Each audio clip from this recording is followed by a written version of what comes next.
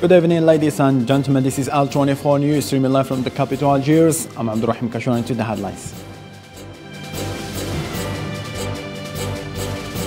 Amid recent developments in the Russia-Ukraine border tensions, Ukraine's President Zelensky held joint press conference with Polish and Lithuanian counterparts to recover the situation.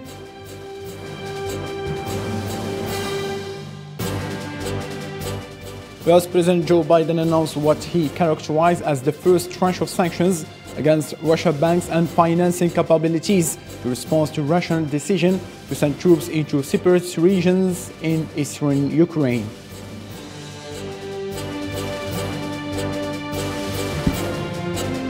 The French Foreign Minister and US Secretary of State Antony Blinken had cancelled a meeting with Russian Foreign Minister Sergei Lavrov planned for Thursday after Moscow's recognition of two separate regions in Ukraine as independent entities.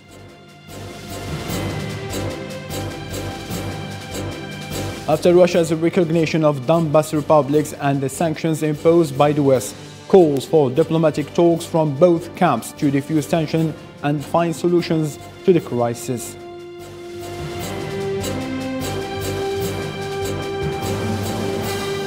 On the South American continent, fire continues to rage in Argentina province of Corrientes, where nearly 10% of the province have been consumed and nearly 2 million properties have burned, destroyed numerous homes.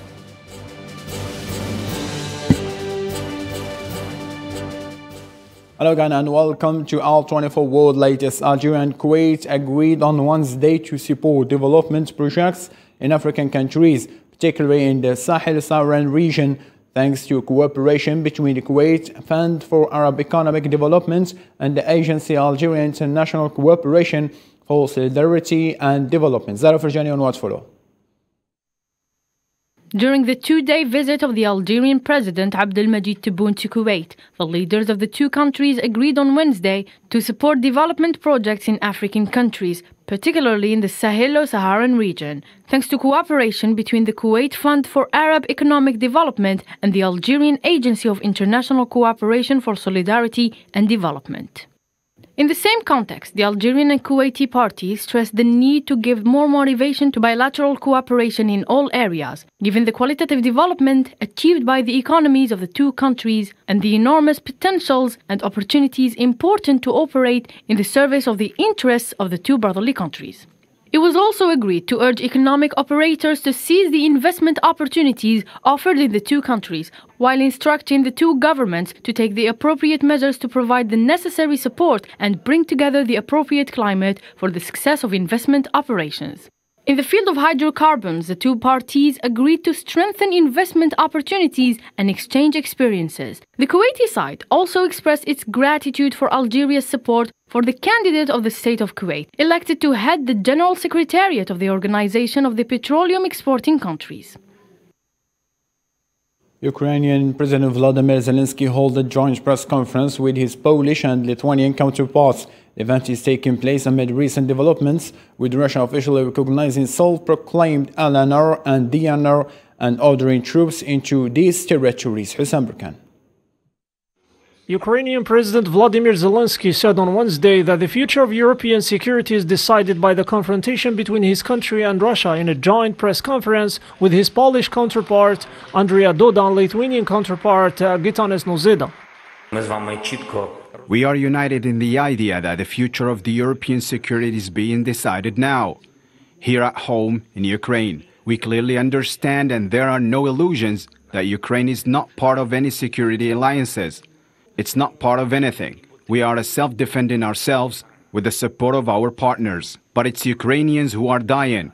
That's why Ukraine needs clear and precise security guarantees immediately, because we want to be sure that we can protect our people and our houses. In turn, Polish President Andrzej Duda condemned Russia's recognition of the Republic of Donetsk and Luhansk, calling on Moscow to withdraw Russian forces from Ukrainian borders. Poland strongly condemns Russian President Vladimir Putin's decision to recognize the two self-proclaimed republics on Ukrainian soil. This means that Russia rejects the Minsk agreement, and who reads it in any other sense that it is a violation of international law. We call on Russia to withdraw its military forces from the borders of Ukraine and to refrain from any further military actions. We call on the international community to receive the aggression of the Russian side with a firm and comprehensive response. For his part, Lithuanian President Gitanas Nausėda expressed his country's outrage against Russia's behavior, affirming that Luhansk and Donetsk will always be part of Ukraine. The outrageous Russian behavior we see now is unfortunately no surprise. 8 years ago it started in Crimea, then in Donbass.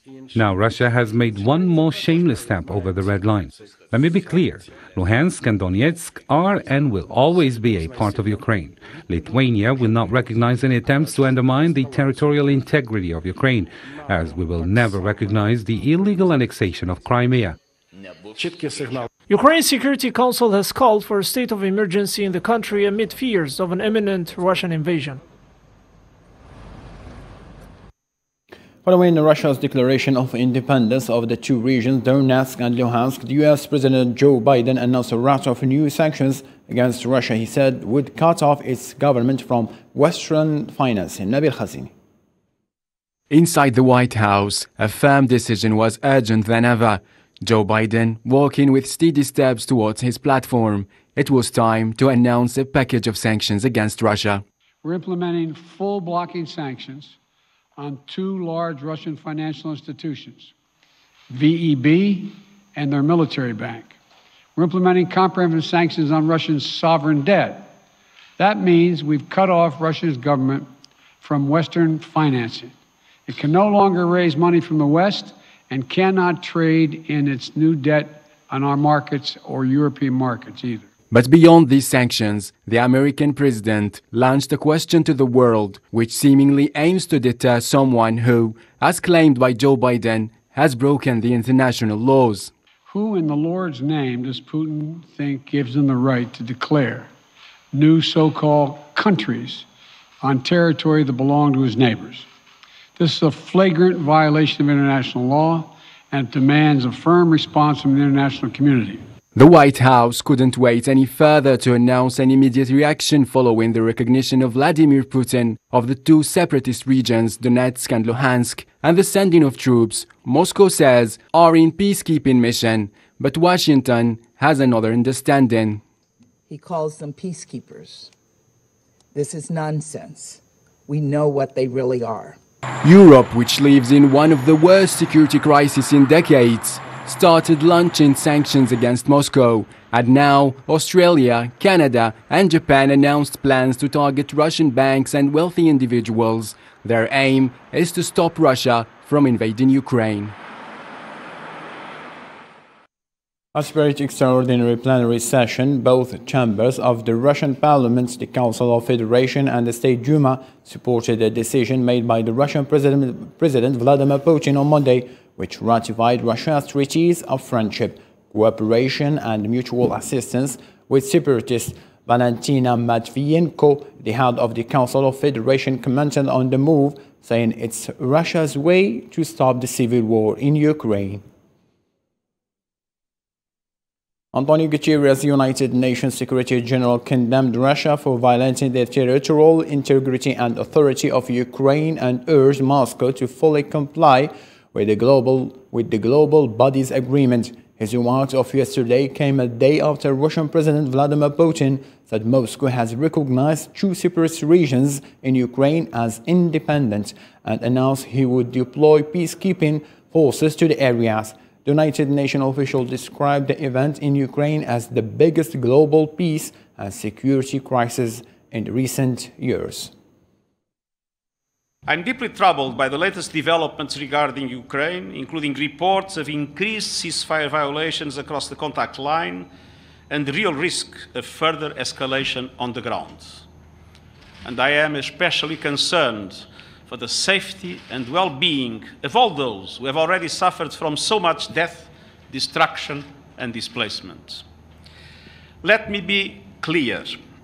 The decision of the Russian Federation to recognize the so-called independence of certain areas of Donetsk and Luhansk regions is a violation of the territorial integrity and sovereignty of Ukraine.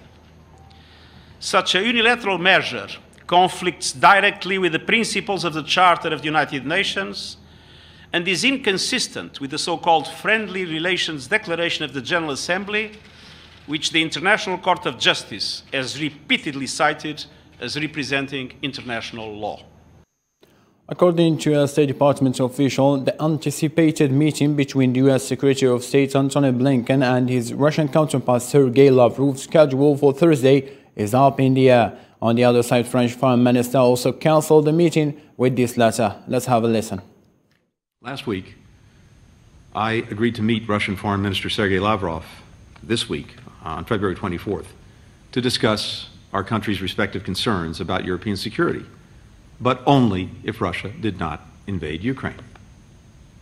Now that we see the invasion is beginning, and Russia has made clear its wholesale rejection of diplomacy, it does not make sense to go forward with that meeting at this time. I consulted with our allies and partners, all agree. And today I sent Foreign Minister Lavrov a letter informing him of this. The United States and I personally remain committed to diplomacy if Russia is prepared to take demonstrable steps to provide the international community with any degree of confidence that it's serious about de-escalating and finding a diplomatic solution. After Russia's recognition of the Donbas republics and the sanctions imposed by the West, high calls for diplomatic talks were launched from both camps to defuse tension and find solution to the crisis. Hussein Burkan on Watch Follow. The relations between Russia and Ukraine have recently become tense. The first states that it is sending peacekeeping forces in order to protect the Russian minorities in the Donbas region. And the second condemned the recognition of separatists and state that the mobilization of Russian forces is nothing but prelude to invade its lands. At a press conference, Secretary of State Blinken said, alongside his Ukrainian counterpart, Dmitry Kuleba, that the United States remains fully prepared to engage with Russia if Moscow changes courses. Now that Russia has moved against Ukraine, so too have we moved on our strong and unified response. This afternoon, the President announced the first round of sanctions on Russia in response to its actions. Remain open to diplomacy, but Moscow needs to demonstrate that it's serious. The last 24 hours has demonstrated just the opposite. In turn, Dmitry Kuleba welcomes the sanctions announced by President Biden, but says that it's the actions that really count. And I would like to say that condemnations are important, but it's actions that really matter now, these days. Plan A is to utilize every tool of diplomacy to deter Russia and prevent further escalation. And if that fails, Plan B is to fight for every inch of our land and every city and every village. In a televised speech on the occasion of the Defender of the Fatherland Day, Russian President Vladimir Putin insists on the non-negotiable nature of the interests and security of his country, while expressing his readiness to find diplomatic solutions in the crisis with Ukraine. The interests and security of our citizens are not negotiable for us. Our country is always open to direct and honest dialogue to find diplomatic solutions to the most complex problems. It's noteworthy that the U.S. confirmed that 40 to 50% of Russian troops are in attack positions, while Moscow denies any attack plan, but demands guarantees that Ukraine will never join NATO and that Western powers will withdraw their forces from Eastern Europe, which the United States and its allies refuse. Residents of Mariupol, located in the south of Donetsk region, held a Mariupol Ukraine rally in Tuesday against Moscow's recognition of the Donetsk People's Republic as an independent region. Hundreds of residents gathered in the city's streets carrying Ukraine flags, Mariupol coats of arms and protest placards. The protesters also set fire to smoke bombs of blue and yellow colors. Moscow's recognition of the independent Ukrainian territory has drawn comparison with previous Russian operations aimed at disputing Western influence and enhancing its strategic depth in the former Soviet bloc. Usama Ayadi. The post-Soviet space, and especially its western side, has a pivotal importance in Russia's geopolitical thinking. The country's vast plains leave it exposed to foreign invasions, as history showed many times. And this has convinced Russia that it needs the largest possible buffer zone between its core territories and any potential aggressor. Somehow paradoxically, this has fueled Russia's defensive need to expansion through post-Soviet region. The Kremlin has long used so-called frozen conflicts to extend its reach beyond Russian borders. For the past 3 decades, it has backed a pro-Russian regime in Moldova's breakaway region of Transnistria. In 2008, it launched a conventional invasion of Georgia in support of separatist governments in South Ossetia and Abkhazia, 2 provinces with large Russian-speaking populations. 6 years later, Russia seized Crimea from Ukraine and began supporting an insurgery of pro-Russian separatists in the Donbass. The European Union, what more could it do for us? And how would we become members?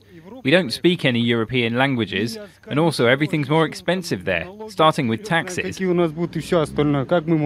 After months of denying plans to invade Ukraine, President Vladimir Putin ordered Russian peacekeeping troops into the country's separatist territories of Donetsk and Luhansk on Tuesday, recognizing the 2 eastern entities which Russian-backed rebels seized and occupied in 2014 as republics independent of Kiev. Необходимо принять уже давно назревшее решение.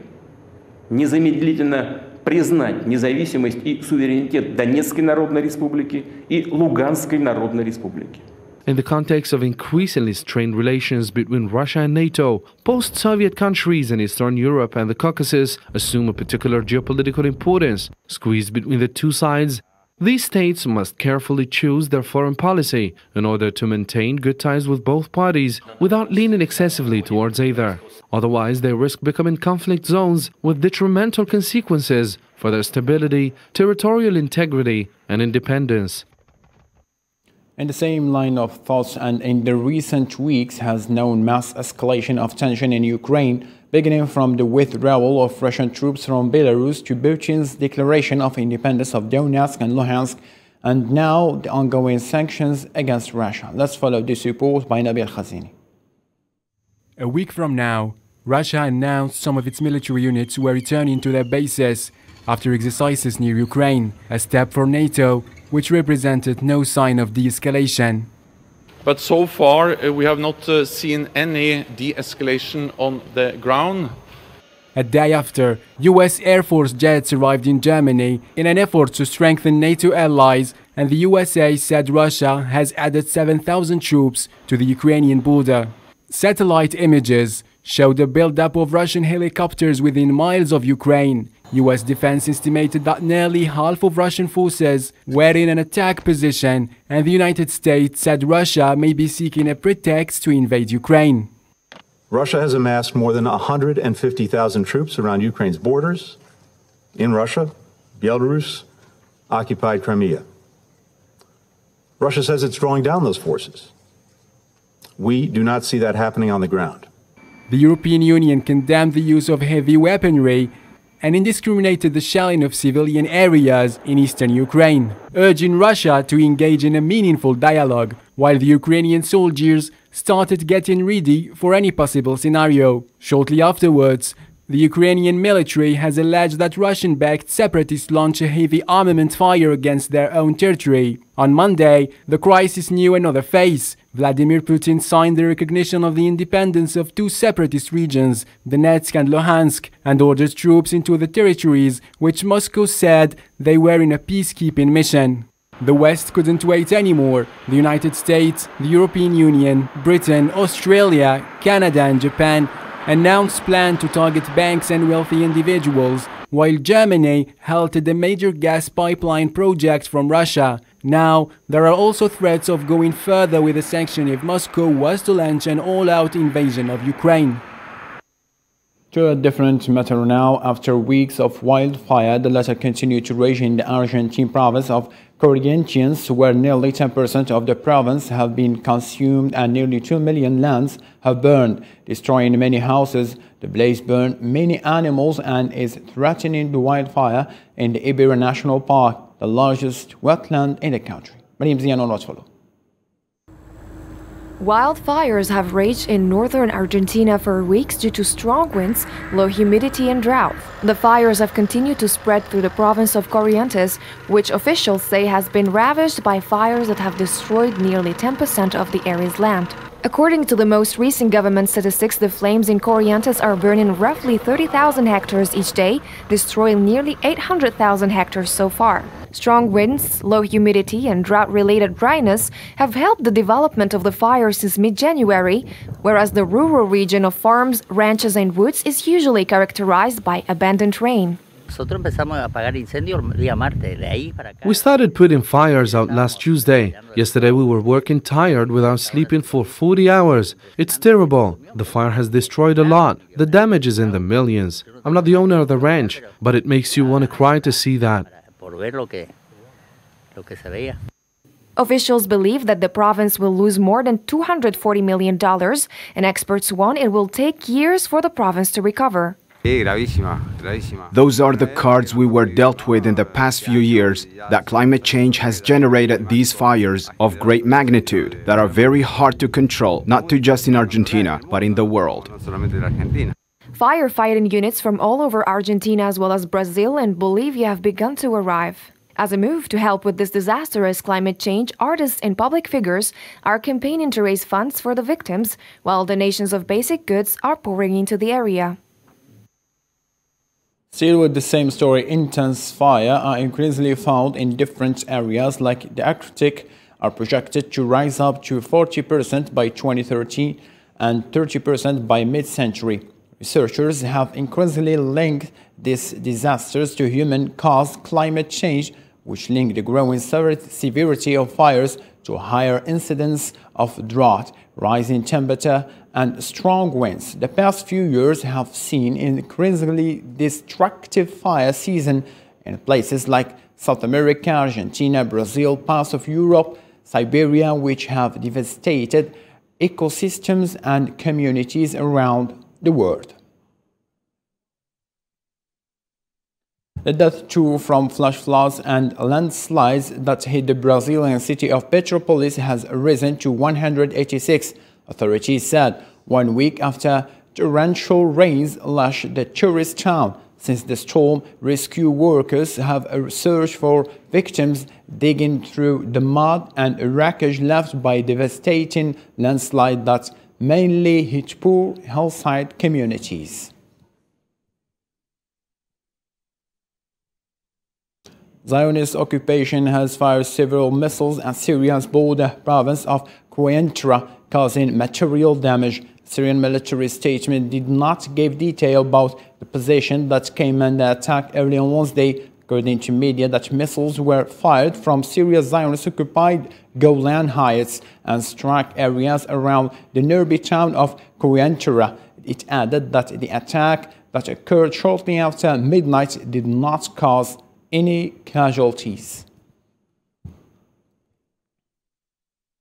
Activists gathered in front of the Supreme Court in Bogota to celebrate the decriminalization of abortion up to 24 weeks of pregnancy, a significant decision for the majority Catholic country, which is one, or let me rather say one of only a few in Latin America to do so. Islam Seed on Watch For All.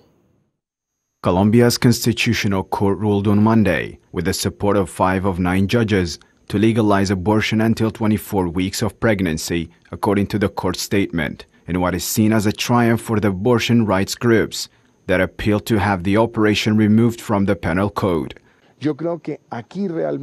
We're faced with a decision that concerns the whole of Colombian society, and 5 people cannot propose to the nation something as atrocious as allowing the interruption of a life up to 6 months gestation. I think those are the discussions we need to have today as a country.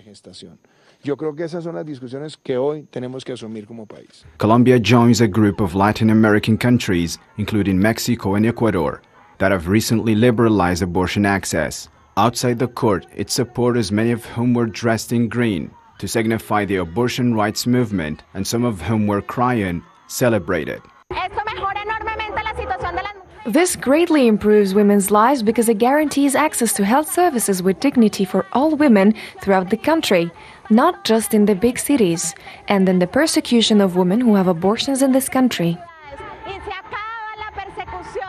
A Colombian court judgment in 2006 partially legalized abortion, permitting it only in cases of rape, congenital deformity, and the women's health with no time limits. Dozens of protesters opposed the abortion were also outside the court on Monday. We don't want either legal or clandestine abortion. We're asking the court to totally penalize abortion so there is never any condition for abortion. According to the Kozahosta coalition, about 90% of abortions in the country are performed in secret, putting women's life in peril as they seek unsafe alternatives to visiting a doctor. The decision has repeatedly been postponed due to the judge's procedural debates to whether or not to be implemented. Dozens of migrants clashed with police in Mexico's Tapachula near the U.S. border with Guatemala. Some 100 migrants from Cuba, Haiti, and Africa were protesting to get appointments from immigration processing near Mexico's border with Guatemala for almost a month. And on Tuesday, the protest turned violent as they threw stones and traded punches with members of militarized National Guard and police. And the National Migration Institute issued a statement condemning the violent demonstrations outside its facilities in Tapachula. Sri Lanka is today facing dire economic circumstances. Sri Lanka authorities are enforcing rolling power cuts across the island nation as the country's increasing financial crisis causes fuel shortages and puts the country's electricity grid at risk. After 2 hours of power outages on Tuesday and Monday, Sri Lanka's Public Utilities Commission has announced that the country's grid will be turned off for 4.5 hours on Wednesday. Commission's chairman said that the shortage of fuel is causing this issue, while adding that the country is having a fuel crisis, not only an electricity crisis. The first convoy of 50 trucks carrying emergency food aid being allowed to pass through the country to address the humanitarian crisis in Afghanistan. India had promised 50,000 metric tons of wheat and humanitarian assistance in January to be transferred overland through Pakistan. Usama Iyadi has more to tell. A shipment of humanitarian food aid from India has been allowed to cross the land border into Pakistan on its way to Afghanistan, a rare gesture between the two countries that suspended transit trade 3 years ago over heightened tensions. In response to appeals made by the United Nations for humanitarian assistance to Afghanistan, the government of India has decided to gift 50,000 metric tons of wheat to the people of Afghanistan. The supply will be affected by Food Corporation of India and transported from ICP Atari to Jalalabad by Afghanistan transporters. In a ceremony held at Amritsar, Foreign Secretary Shri Harshvardhan Shringla, along with Afghan Ambassador Farid Mahmoonzai and World Food Programme Country Director Bishao Parajuli, flagged off the first convoy of 50 trucks carrying 2,500 metric tons of wheat assistance from India to Afghanistan via Pakistan. This consignment, as you are aware, will go from integrated checkpost in Atari to Jalalabad in Afghanistan, where it will be delivered to the World Food Programme, which will arrange further dissemination of this consignment. The shipment is part of the commitment made by the government of India to supply 50,000 metric tons of wheat for the people of Afghanistan. The wheat assistance will be delivered in multiple consignments and will be handed over to the United Nations World Food Programme in Jalalabad, Afghanistan. In this regard, the government of India signed an agreement with the World Food Programme for the distribution of the wheat within Afghanistan. In South Korea, Seoul tested a new missile defense system it has developed capable of intercepting a range of airborne weapons on Wednesday. The outlet stated that the long-range surface-to-air missile was successfully launched from a testing site in Tien, 150 kilometers southwest of the capital, Seoul. The Defense Ministry is yet to comment on this report. Negotiations to revive the Iran nuclear deal have entered a critical stage during which some key issues still need to be resolved. The 2015 accord had offered Iran sanctions relief in return for curbs on its nuclear program, but the U.S. unilaterally withdrew in 2018 under the then U.S. President Donald Trump. The Lebanese Interior Ministry said that today the Lebanon has withdrawn a plan by the Islamic or the so-called Islamic State group to carry out 3 suicide bombings targeting Shiite religious compounds in Beirut's southern suburbs. Lebanon's internal security forces said that the instructions for bomb plots came from an IS operative base in the Palestinian refugee camp of Ain al-Helwan, who is in touch with the fellow Sunni extremists in Syria. South Sudan is the midst of the humanitarian catastrophe brought on by a brutal civil war that has lasted over 4 years. Half of the population is severely malnourished and requires immediate assistance. Now is the time for them to be assisted by supplying food, water, and sanitation. Sufyan Kantori. Following a power outage in 2013, South Sudan has devolved into conflict that has engulfed the country and claimed the lives of tens of thousands of people, and over 4 million people have been forced to flee their homes due to this brutal war. The conflict has pushed the country into a downward economic spiral, with skyrocketing food and fuel prices, as well as an ever-increasing cost of living. Food supplies have been depleted, and trade and local markets have been disrupted. People are displaced from their homes, losing their belongings, crops and income, and frequently stranded in areas with insufficient infrastructure to support tens of thousands of newcomers.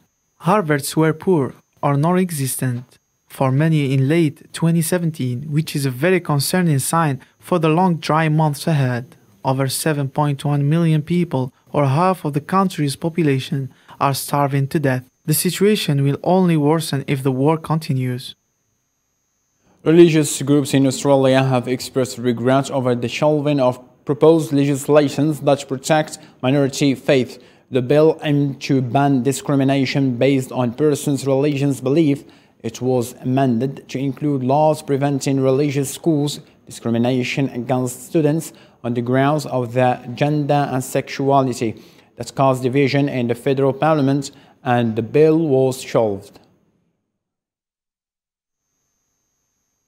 Sikhs look different to a normal person wearing turbans and sporting beards. So, in a way, it's a very difficult situation for growing kids, especially in the school. Hong Kong government has ordered the compulsory testing of all its 5 million citizens as the city battles surging coronavirus infections. Chief Executive Carrie Lam said the residents would have to undergo 3 rounds of tests starting in the mid-March, and schools will break early for summer. The territory is trying to adhere to China's zero-COVID policy, but that highly contagious Omicron variant has overwhelmed its hospitals and testing and quarantine facilities.